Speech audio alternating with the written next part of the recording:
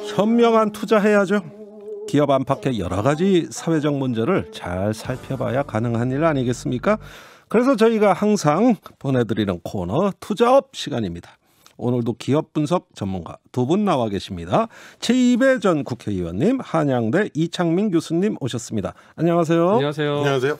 예, 이창민 교수님은 오랜만에 오셨어요. 아, 예, 2주 만입니다. 오랜만에 뵙습니다. 네. 반갑네요. 어쨌든 뭐 계약해서 많이 바빠지신 걸로 알고 있는데. 예. 힘듭니다.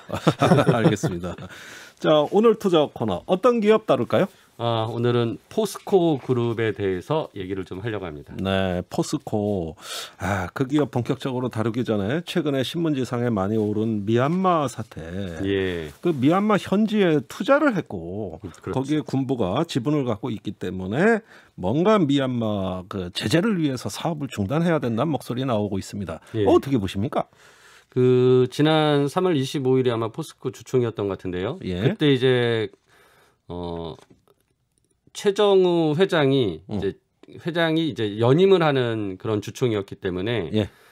이런 좀 사회적 이슈를 가지고 많은 그 시민단체나 이런 분들이 예. 그 주총장에 이제 갔었어요. 그리고 예. 그 전에 뭐 그 시위도 좀 하면서 어허. 그 중에 중요한 내용이 하나가 지금 말씀하신 미얀마 지금 쿠데타에 대한 부분인데요. 예. 포스코 인터내셔널이라는 회사가 있습니다. 네. 포스코의 자회사인데요.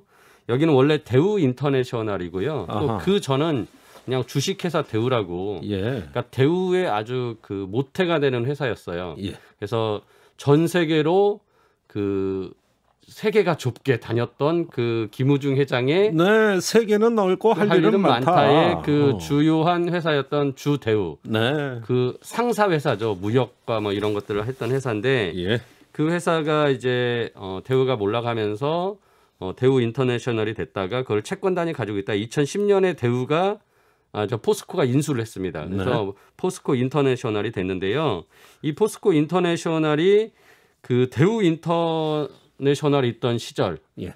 그러니까 97년도부터 이 미얀마 쪽에 자원 개발에 대한 부분을 계속 추진을 했었고, 그게 이제 실질적으로 2004년에서 6년 사이에 가스전이 드디어 발견이 된 거예요. 어허. 그래서 이제 그때부터 이제 가스전을 이제 여러 개를 뭐 이렇게 뚫어서 예. 가스가 이제 실질적으로 생산되기까지 또 시간이 걸리거든요. 네. 그래서 2012년, 13년부터 본격적으로 이제 가스가 나와서 매출이 일어났고, 그때는 이제 포스코 인터내셔널 시절이었던 거죠. 네. 근데 이 포스코 인터내셔널이 지금 미얀마의 가스전에 이제 51%의 지분을 가지고 투자를 하고 거기에 이제 사업의 운영권을 전적으로 이제 가지고 있고요. 어허. 그다음에 그 외에 이제 한국가스공사도 일부 투자를 했고, 예. 그다음에 미얀마의 MOGE라는 회사인데 이건 미얀마 일종의 공사입니다. 그냥 공공기관이에요. 미얀마에. 그래서 석유가스공사 같은 기관인데 여기가 15%를 가지고 있고 또 나머지는 이제 인도에 있는 인도가스공사, 인도석유공사 같은 또 인도의 업체들이 가지고 있는 것으로 알려져 있는데요. 이 MOGE라는 미얀마의 공사기 때문에 이 가스전에서 나온 돈이 결국 미얀마의 정부로 가게 되는 거죠. 예. 근데 지금 군부가 모든 이제 권한을 지금 장악을 하고 있는 상황에서 네. 이 돈이 결국은 미얀마 정부로 가면 군부에게 흘러가고 군부가 이 돈을 가지고서 지금 이제 미얀마 민중들을 지금 이제 탄압하는 그런 상황이지 않냐. 그래서 여러 이제 인권 단체에서 이 미얀마의 지금 이런 사업에 대해서 중단해야 된다라는 요구를 하는 거예요. 그래서 근데 솔직히 앞서 말씀드렸듯이 97년부터 추진했던 사업이고 그게 굉장히 오랜 기간 동안에 사업을 한 결과 이제 성과가 났는데 대우 포스코 인터내셔널 입장에서는 지금 이런 정치적인 상황 때문에 이 사업을 접을 수는 없는 딜레마에 빠져 있는 거고. 네. 만일에 손실이 발생하면 예. 그걸 사업에서 이제 발이 빠져 손실이 발생하면 또 배임죄 논란도 있을 수가 있고 그리고 내부적으로 뭐 여러 가지 있겠네요. 이것뿐만 아니라 이제 사업의 운영권을 지금 가지고 있는 주체인데 다른 파트너들이 이제 출자를 해서 같이 운영을 하는 건데 이 사람들이 여기서 운영을 잘못해서 이 사업이 폐지가 되면 손해배상을 또 청구할 수 있는 거죠.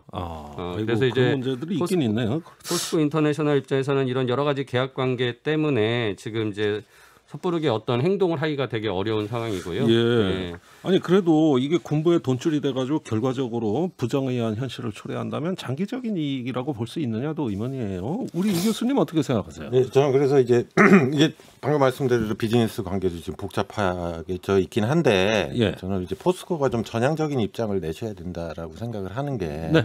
일단은 어차피 자금이 가고 있는 거는 뭐 어느 정도의 팩트인 것 같고요. 네.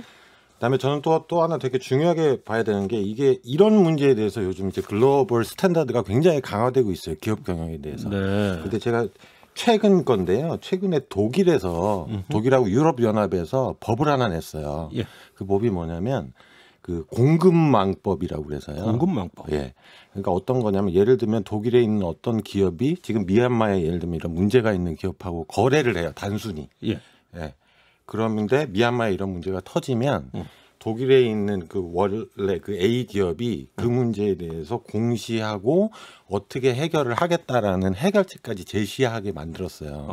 그러니까 이런 인권 문제나 환경, 사회 이게 일종의 ESG 경영의 예, 기업에 대한 국제적인 네, 버전이네요. 스탠다드가 굉장히 강화되고 있는 거거든요. 네. 사실 포스코도 이제 이런 굉장히 좋은 예인데 우리나라에 이런 법이 있지는 않지만 포스코는 또 이게 자기 협력업체도 아니고 자기 계열사잖아요. 예. 그런 문제에 있어서는 조금 더 책임감을 더 느끼셔야 되는 책임감을 부분 느껴야 같아요. 된다. 예. 조치가 있어야 된다는 말씀 같이 들립니다. 예. 자, 원래 독일이 그런 게 규범이 좀 세더라고요. 옛날부터 보면 프랑스 같은 나라는 그냥 막 파는데 독일은 좀 그런 걸 따지는 경향이 있더라고요. 근데 이제 독일이 이번에 3월에 냈고 예. 요거를 똑같이 해서 유럽연합이 한 8월쯤에 낼 거예요. 유럽연합법. 그럼 범유럽 차원에서 예. 적용되는 네, 범유럽 차원. 그러면 이제 세계적인 스탠다드가 될 가능성이 있고요. 예. 그래서 아이고. 지금 이 문제는 저는 이제 아무튼 포스코 인터내셔널 입장에서는 아주 공개적으로 우리가 뭐 미얀마와의 거래 관계를 뭐 끊겠다라고 하면은 굉장히 이제 사업적으로는 타격이 심하겠지만 네. 심하니까 뭔가 그래도 이 자금줄을 최대한 지연시키거나 유예시킬 수 있는 예. 뭔가의 기술적인 좀 노력을 해야 되진 않겠나 최소한은 그런 생각이 들고 가장 좋은 건 유엔이 빨리 이 미얀마 군부에 대한 이런 상황에 대해서 예. 전 세계적인 금융 제재나 예. 경제 제재를 빨리 결의를 해서 근데 그럴 가능성 별로 없어 보입니다. 그러니까 유엔 이게 안보리가 소집은 안보리가 되는데 됐는데 이제 지금 말씀 그거 합의가 안 되고 있어요. 중국과 합의가. 러시아가 또 입장이 네. 이제 미국과 다르고 그래서 이게 굉장히 어려운 문제예요. 이게 그러니까 네. 과거에 시리아도 그렇게 합의가 안 돼서 악화됐거든요. 못했죠. 예, 네. 이게 미얀마가 제2의 시리아가 안 되는가 이거 지금 큰 걱정입니다. 네. 자, 그러면 포스코 이야기로 넘어가겠습니다. 이번에 주주총회가 열렸어요. 그런데 최정훈 포스코 회장이 연임이 됐거든요. 예. 이 주주총회 좀 논란이 많은 것 같아요. 어떻게 보셨습니까? 일단 그 최정우 포스코 회장이 이제 그 연임을 하는 데 있어서 여러 가지 좀 그 문제 걸림돌이 있었는데요. 네. 그 첫 번째로 이 미얀마 지금 인권 문제이기도 하고 있었고요. 그다음에 두 번째로 포스코 그룹 내에서 계속 산재 사고가 좀 빈번하게 발생을 했습니다. 그렇죠. 그래서 이제 그 문제 때문에 이제 굉장히 시민사회단체에서 또 문제 제기를 했고요. 예. 또 하나 이제 포스코 그룹이 지금 또 계열사인 포스코 에너지를 통해서 3척의 석탄 발전소를 또 짓고 있어요. 아이고 석탄 발전소요. 그래서 이제 이 부분까지 이제 해서 예. 어떻게 보면은 환경의 문제, 아까 전에 예. 인권의 문제, 그다음에 예. 이제 그 노동의 어떤 또 안전의 문제까지 해서 너무 다양한 문제들에 대해서 제대로 해결하지 못해 왔다라는 비판을 받았고, 예. 그래서 이제 뭐 시민사회 단체에서는 이제 연임하면 안 된다라는 예. 좀 입장을 가지고 뭐 이제 주총에 막 참석을 하려고도 하고, 그러면서 좀 여러 가지 문제들이 발생했죠. 특히나 이번에 코로나 때문에 많은 큰 대기업들이 주총을 현장에서 대면이 아니라 온라인을 통한 비대면으로 좀 전환을 했어요. 예. 그렇다고 아예 대면을 막을 수는 또 없어서 두 개를 대부분 병행을 했거든요. 네. 하이브리드 주총을 했죠. 그렇죠. 예. 하이브리드 주총. 예. 아이고 그런 단어까지. 예. 근데 이제 이번에 포스코의 주총은 그런 면에서는 굉장히 좀 낙제점이었죠. 예. 아니 그러면 이 코로나 사태가 기업한테 좀 핑계거리가 되는 것 같아요. 예, 그런 면도 주총을 있습니다. 축소하는 예. 이런 식으로 해서 그냥 구름이 닭 넘어가듯이 어불정 의사결정하는 아니, 그 좋은 명분이 되는 거 아닙니까? 아니, 또 그렇지는 않은데요. 또 기관 투자자들은 또 의결권을 적극적으로 또 행사하는 상황이어서 주총장의 어떤 모습은 굉장히 좀 이제 후진적이긴 했지만 그래도 뭐 또 일부 또 기관들은 열심히 주주권을 행사하면서 뭐 이슈들이 많이 있었습니다. 근데 이번에 포스코 주총이 조금 굉장히 안 좋은 모습을 보였던 게 일단 이번에 이슈가 안전, 뭐 재해, 그다음에 미얀마도 있고 여러 이슈가 있어서 그런 것들이 주주총회에서 얘기가 되는 게 너무 당연하거든요, 원래. 그런데 이제 여기 보시면 1시간 동안 진행되는 최 회장께서는 뭐 이런 문제에 대해서는 전혀 언급을 하지를 않으셨고요. 주주총회에서는. 그다음에 일단은 뭐 주주들의 의사 발언 요청도 하나도 없었다고 그러고. 그다음에 또 하나는 이번에 계속 문제 제기한 게 왜 민변하고 참여연대가 계속 문제를 제기한 건데 거기 김종보 변호사님이라고 주총장이 직접 가셨어요. 그래서 발언을 하려고 그러셨는데 인원 제한을 핑계로 또 못 들어가겠어요. 그게 바로 코로나 핑계 아닙니까? 뭐 이런 격리시키고. 근데 여기 맥스로 한 40명에서 한 60명 정도만 현장에 들어가게 잡아놨다는데 아무리 코로나지만 왜냐하면 삼성전자가 또 그런 면에서는 상당히 잘한 게 1,200명 들어갈 수 있게 장소를 마련을 했어요. 이번 코로나인데도. 근데 포스코는 이거는 거의 그냥 주주들 오지 말라는 오지 말라는 와도 안 들여보내겠다. 최 의원님 주주총회 가서 발언 여러 번 해보셨잖아요. 그렇죠. 근데 이제 시끄러운 게 싫은 거예요. 그러니까 이게 참 그런 면에서는 이런 주주에 대한 관계 이거는 이제 가버넌스 문제거든요. ESG G 문제인데 이런 부분은 굉장히 이제 그 포스코가 낙후됐다고 보여지고요. 앞서 말씀드린 환경이나 또 그 인권의 문제 등 그 사회적 관계 문제도 굉장히 낙제점이고 그러면서 이번에 주총에서는 뭐 ESG를 막 우리는 경영에 적극적으로 이제 도입하겠다라는 막 얘기를 했고 그러면서 ESG 위원회도 신설하고 막 했어요. 그러면서 말은 되게 정말 번지르르하게 하는데 막상 믿음이 안 가는 거죠. 물론 뭐 이제 앞으로 어떤 모습을 보여주실지 좀 지켜봐야 되겠지만 이번 주총의 모습을 봤을 때는 굉장히 실망스러웠다. 이번에 그 최 회장의 연임 결정.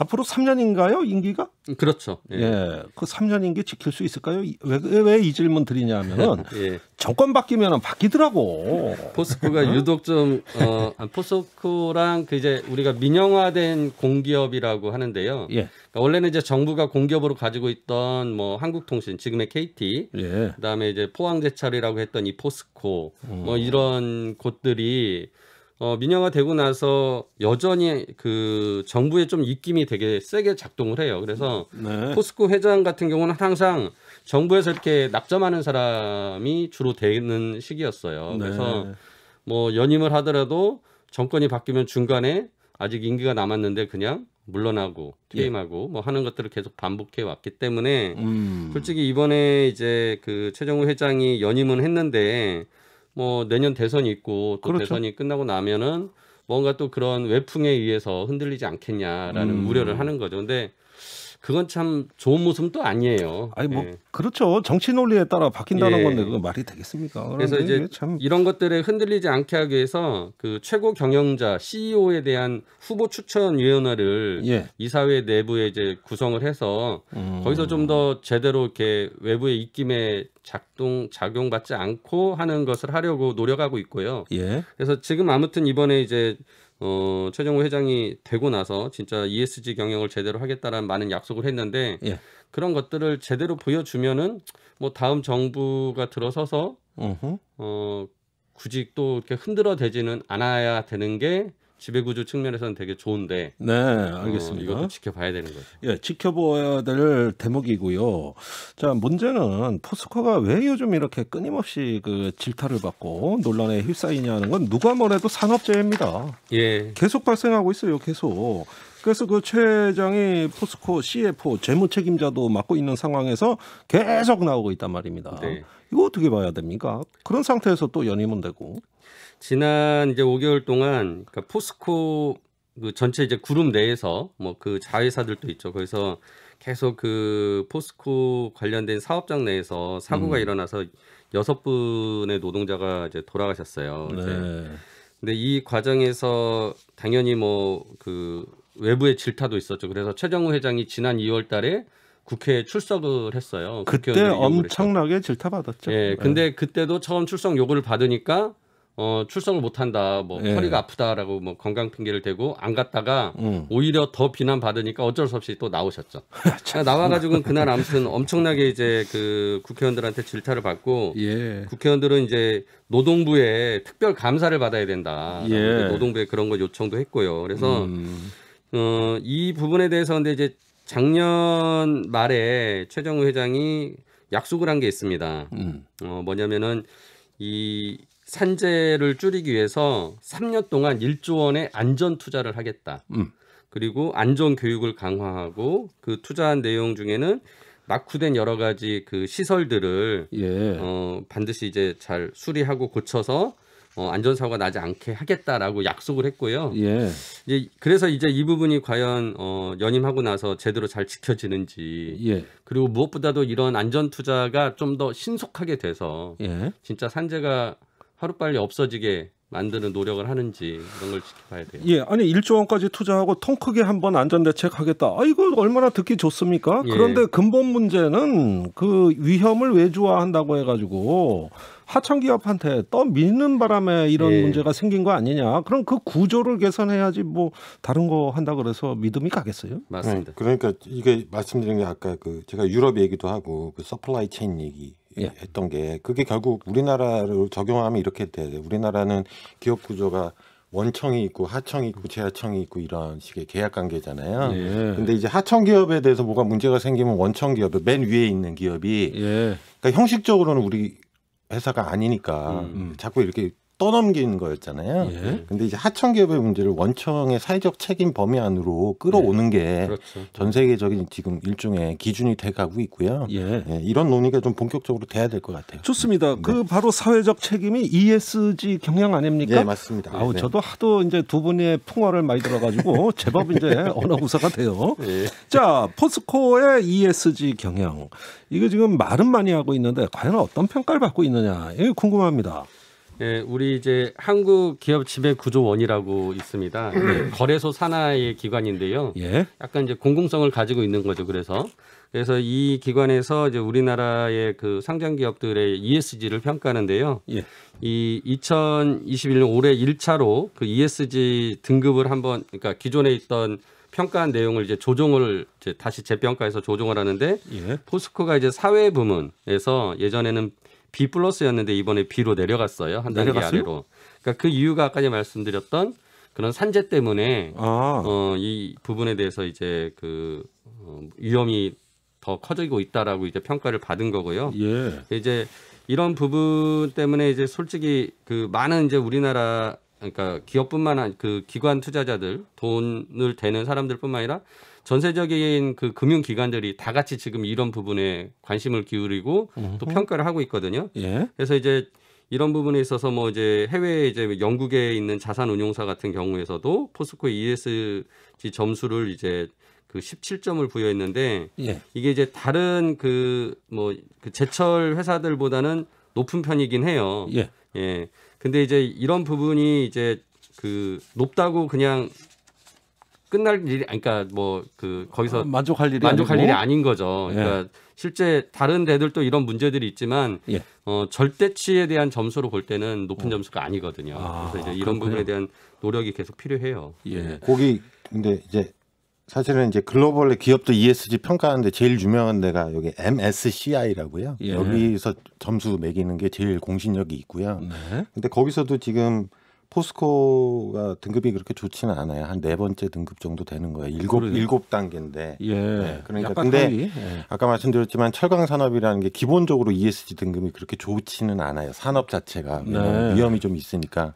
그럼에도 불구하고 여기서도 등급이 이런 거는 왜 제가 이 말씀 주의 깊게 드리냐면 이 MSCI의 평가는 주가에 굉장히 많은 영향을 끼칩니다. 예. 그래서 이거에 따라 투자 여부가 결정되는 그렇죠. 상황들이 있습니다. 그 예. 등급이 뭐 높지 않다고 그러면은 이거 뭐 계산할 게 한두 가지가 아닌 것 같은데요. 자, 이제 또 시간이 지금 흐르고 있습니다. 이 포스코 어떤 기업인지 역사 좀 짚어봐야 될 것 같아요. 예, 조금 압축적으로 소개해 주시죠. 네, 이게 포스코가 이제 앞서 말씀드린 대로 국영 기업이었습니다. 그러니까 1965년에 이제 시작을 했는데요. 이 박정희 대통령이 이제 우리나라가 이제 계속 그 중화공업으로 이제 갈 거고 그러면서 이제 이 철강 산업도 필요하다라고 해가지고 네. 철강에 대한 이제 그 제철소를 지어야겠다라고 생각을 하고 이제 추진을 해서 이제 짓게 됐는데요. 이 당시에 이제 짓게 되면서 이제 되게 큰 돈이 들어가는 거예요. 이 제철소라는 게 어마어마한 그렇죠. 규모가 큰데 이 돈을 이제 마련을 하기 위해서 그때 이제 그 국제의 차관단 이렇게 돈을 빌려줄 그 철강 쪽에서 돈을 같이 대서 네. 하려고 그 차관단을 꾸렸는데 거기서 지원을 안 해주겠다고 한 거예요. 돈을 안 빌려주겠다. 그래서 예. 그 당시에 이것을 맡아서 추진했던 박태준 예. 그 아주 일대 뭐, 회장이시죠. 예, 그 포스코의 아주 상징적인 인물 상징이죠. 아닙니까? 이분이 65년부터 92년까지인가 거의 한 예. 26년 가까이 그 예. 포스코에 이제 그 회장을 맡으셨는데 이분이 당시에 그래서 돈줄을 어디서 구해왔냐면은 일본으로부터 우리가 그 예. 저기 이제 한일 이후에 국교 정상화하면서 예, 대일 청구권을 이제 해서 받았죠. 자금을 예. 그때 유상으로 2억 달러 그리고 무상으로 3억 달러를 받기로 했는데 예. 이 돈에 1억 달러가 남아 있다 아직 우리가 받을 게 그래서 예. 이 1억 달러 근데 원래 농업 쪽에 지원을 하기로 한 돈인데 예. 이거를 돌려서 우리가 포스코를 제철소를 짓자라고 대통령한테 제안했고 대통령이 그럼 네가 일본을 설득하고 예. 해봐라라고 그래서 일본 가서 설득을 했고 진짜 일본에 있는 제철소들을 만나서 그 중에 신일본 제철을 설득을 해서 그 기술을 가지고 와서 제철소를 짓게 한 거예요. 그게 엄청나게 중요한 선택이었네요. 예. 우리나라 경제의 향방을 결정하는 문제였어요. 그렇습니다. 그래서 이제 당시에 이제 이렇게 하고 그때 이제 제철소 1기를 그래서 굉장히 그 원래 일정보다 뭐 굉장히 서둘러져서 73년도 6월달에 첫 용광로에 샘물이 흘러갔다고 하고요. 네. 그리고 나서 이 제철소의 그 용광로를 계속 4기까지 늘리는데 13년이 걸려서 예. 이제 그게 포항에도 있고 광양에도 지금 제철소가 있는데 그게 다 이제 그렇게 우리가 일본의 그 배상금을 받은 것을 기초로 시작을 했었습니다. 예, 그걸 시드머니 일단 씨앗으로 해서 예. 그다음에 지금까지 성장 가도를 달려온 그런 기업입니다. 자, 이렇게 또 논란도 많고 역사도 있는 포스코 투자자들이 주의해야 될 점 짚어보겠습니다. 하나씩 지적해 주시죠. 예.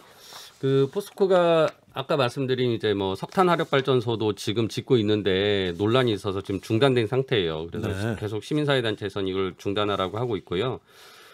탈석탄 그런 정책 때문에 이런 것들이 좀 위태롭거든요. 그래서 좀 투자하시는 분들은 이 포스코 자체의 실적보다는 포스코 자회사들의 어떤 문제점들이 많거든요. 이게 모회사에 영향을 줄 수 있기 때문에 이 자회사에서 벌어지는 일들을 좀 면밀히 보셔야 된다. 네, 알겠습니다. 것 같습니다. 예, 자회사를 잘 살펴봐라 이런 말씀이시네요. 이 교수님. 지금 ESG 아까 말씀드렸는데 ESG에서 각각에 대해서 지금 포스코가 다 문제가 있잖아요. 환경도 문제가 있고 S 부분의 산업재해 뭐 이런 것도 문제가 있고 그렇다고 지배구조가 또 그렇게 좋지도 않고 예. 그래서 실질적으로 아까 말씀드린 MSCI나 주식시장에 굉장히 큰 영향을 끼칠 수 있는 데에서 평가 등급이 그렇게 좋지를 않은 거거든요. 예. 그러니까 투자자들 분들은 집중적으로 이제 포스코가 이런 ESG에서 과연 전향적인 해결책을 내느냐 예. 그런 거를 단순히 그게 사회적으로 맞아서뿐만이 아니라 그래야 주가도 반등을 하거든요. 네. 네. 그런 측면들을 좀 집중적으로 봐주시고 말씀도 많이 해주시고 그래야 될 것 같아요. 그러면 투자자분들. 개선을 많이 하면 기업 가치가 많이 올라갈 수 있는 주가가 거예요? 많이 올라가죠. 주가가 많이 예. 올라간다. 특히 MSCI에서 점수 잘 받는 거는 많은 연결 결과들이 있는데 주가랑 상당히 밀접한 관계가 있어요. 그러니까 기관 네. 세계적인 기관 투자자들이 그 자산을 운용할 때 이 MSCI의 그 지표들을 굉장히 그 투자 요소로 넣기 때문에 예. 굉장히 이런 평가 잘 받아야 됩니다. 진짜. 예, 기업의 사회적 책임, 또 탄소 배출, 어떤 또 사회적 정의의 문제까지 네. 예, 이런 문제까지 살펴보는 게 기업을 보는 눈이다. 이런 점을 오늘 두 분이 일깨워 주셨어요. 저는 많이 배웠습니다. 자, 최이배 전 의원님, 이창민 교수님 오늘 말씀 감사합니다. 예, 감사합니다. 감사합니다.